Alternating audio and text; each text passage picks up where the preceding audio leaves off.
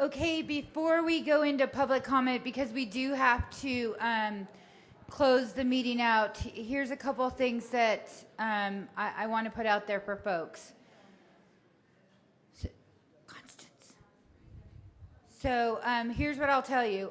One, just because we've limited it to 3 bill drafts today doesn't mean that individual legislators can't sponsor things, doesn't mean that local governments can't sponsor things. So don't be discouraged, but we had to have some point of focusing, at least for us. Two, what I'll tell you is we got a long ways to go, and we got to keep talking, and you guys that stayed, absolutely fabulous. So very appreciative, and there's time for your friends or other people to get involved. We'll do our best to get on the meetings, but honestly, you can always pick up the phone and call a legislator from Southern Nevada and ask them what do they know about the Southern Nevada meetings. So knowing today that there's opportunity for a lot more bill drafts, everybody gets bill drafts from the top of the food chain all the way down, but we just needed to narrow it so that we could start making some progress. Because what I'll tell all of you, and what I'll speak on behalf of my colleagues in the Southern Nevada legislature, we're tired of coming to meetings, talking great stories, and then seeing no results.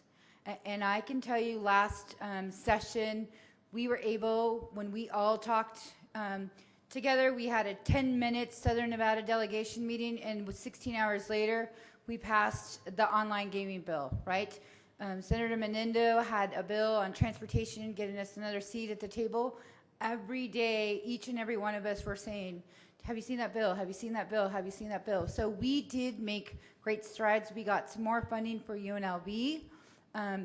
So there are things that we've done. So I want you to be optimistic, to stand behind us and to stand with us to go forward, because we really are tired of going to meetings just for the sake of meetings. So we're going to get something done one way or another. Could be pretty ugly, but we're going to get something done. But we still need you guys to stick with us, and we hope that today we showed you this is the process on how it works, right? This is really how you get to be part of the process, how you get to have your input, how we're going to get to a bill draft. And I know I'm pretty direct, and I hope those minutes aren't exactly perfect, but we do need to keep focused, and we need to see some results. So I give my commitment, and I'll speak for all of the other Southern Nevada legislators. We really want to have some stuff done that's good for Clark County, but it's good for the whole state. I mean, there isn't one thing on there that would hurt the state if we didn't do it.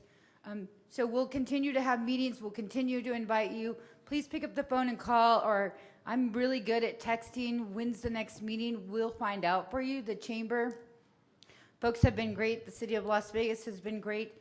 All of us know when there's something. So if you can't make it, don't feel like you are left out. You can go to the next one, but say, please send me the emails, because I know we're pretty good at doing that. So thank you on behalf of Southern Nevada for coming.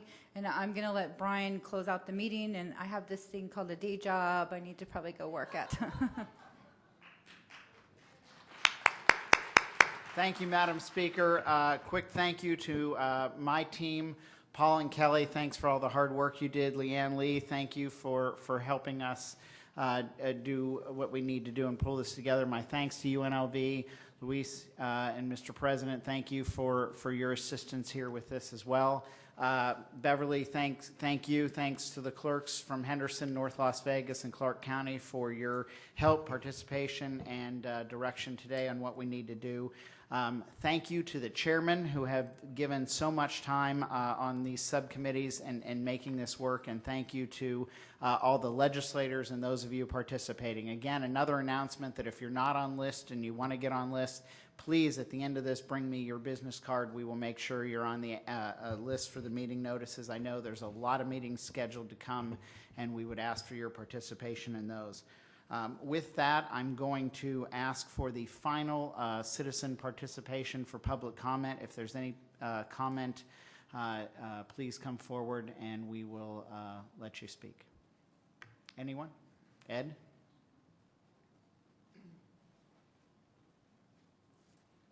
Yeah, my name is Ed Euling.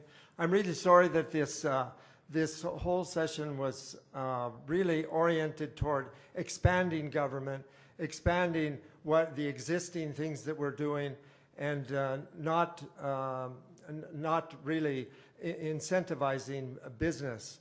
I'm also regret the fact that you don't even follow your own rules. There's a state law that requires meetings to be noticed and the background materials to be available with that notice. If we had had the background materials that obviously you had at the beginning, we could have been more prepared for this and been able to make comments.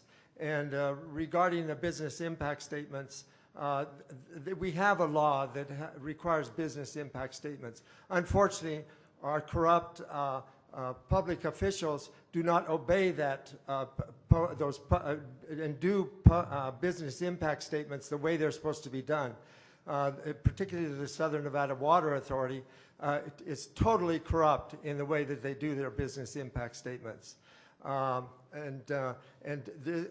I see in this meeting is a giant enlargement of the public sector at the expense of the private sector. There are businesses and people willing to come here, but they're being impeded by the public sector. I'll give you one example. You say you want to increase business. Well, the county commission wiped out the reflexology business, 1,000 employees, probably 200 businesses in one swoop a couple weeks ago.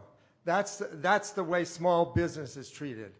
And yet you want to invite these drones that are destroying our tourist industry with the byline Las Vegas bombing a wedding party in Afghanistan. That headline with Las Vegas goes all over the world. It's very damaging to our tourist industry. And there was nothing in the economic development about anything about the tourist industry. We have the world's best industry, and we're at the top of the loop there, but it could be expanded tremendously. Thank you. That was Ed Euling for the record. You hit your 3 minutes. Thanks, Ed. We'll make sure you're listed on the record for speaking. Anyone else? Do you wish to? Okay. Go ahead. Please state your name for the record. My name is Andrew Dion, and I'm here to discuss the drones that Mr. Euling brought up. Please do not call us an unmanned autonomous systems test range and associate us with drones. We have people behind our systems. They have faces, they have names. They're fathers, their sons, their brothers, and they work hard. So they deserve to be recognized. Unmanned autonomous systems are in the air and on the ground and in the sea, and they have people working with them. They are not autonomous completely, and they're not drones. Thank you. Thank you. Anyone else?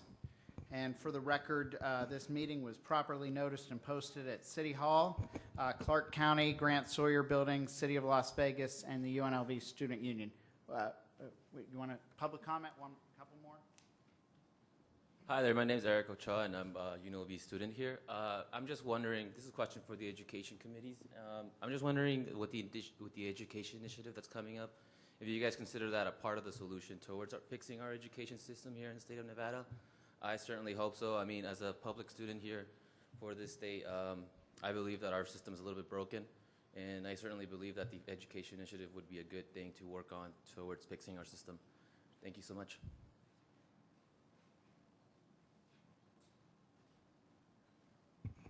All right. Hi, my name is Christopher Preciado, and I'm representing the Progressive Leadership Alliance in Nevada. I would just like to mention that we're still working to implement a comprehensive sex education policy in our state. It's something that still vitally affects a lot of our youth. Had it passed the previous session, it would have helped prevent unwanted pregnancies. It would have helped promote healthy relationships and teach youth what those look like to prevent domestic violence. It would have reversed the rates of STDs and new contractions of HIV. And it's something that all students in Nevada should learn they should learn real comprehensive sex education in their schools. And I would just like to direct this to the Health Committee and probably the K through 12 Committee to strongly consider working to put some policies into place for this. Thank you. Last call for public comment. Okay, with that, we will officially adjourn this meeting. Please look for your notices for the next subcommittee meetings and the next time we get together as a group. And thank you all for being here today.